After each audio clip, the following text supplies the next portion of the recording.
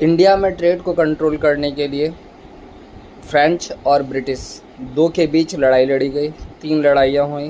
पहला था first Carnatic war जो 1744 से 1748 तक चला। सेकेंड कर्नेटिक वॉर 1748 से 1754 तक चला एंड थर्ड कर्नेटिक वॉर 1756 से 1763 तक चला। ठीक है, इस लड़ाई का एक ही मोटिव था, इंडियन ट्रेड को पूरी तरीके से कंट्रोल करना और अपने मोनोपोली को सेटअप करना।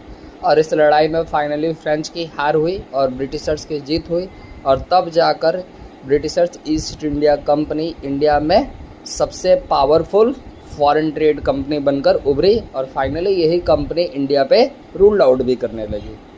इंडिया में ट्रेड को कंट्रोल करने के लिए फ्रेंच और ब्रिटिश दो के बीच लड़ाई लड़ी गई।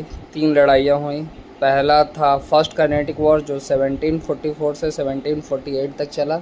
सेकेंड कर्नेटिक वॉर 1748 से 1754 तक चला एंड थर्ड कर्नेटिक वॉर 1756 से 1763 तक चला। ठीक है, इस लड़ाई का एक ही मोटिव था, इंडियन ट्रेड को पूरी तरीके से कंट्रोल करना और अपने मोनोपोली को सेटअप करना। और इस लड़ाई में फाइनली फ्रेंच की हार हुई और ब्रिटिशर्स की जीत हुई और तब जाकर Britishers east India company India में सबसे पावरफुल फॉरेन ट्रेड कंपनी बनकर उभरी और फाइनली यही कंपनी इंडिया पे रूल आउट भी करने लगी।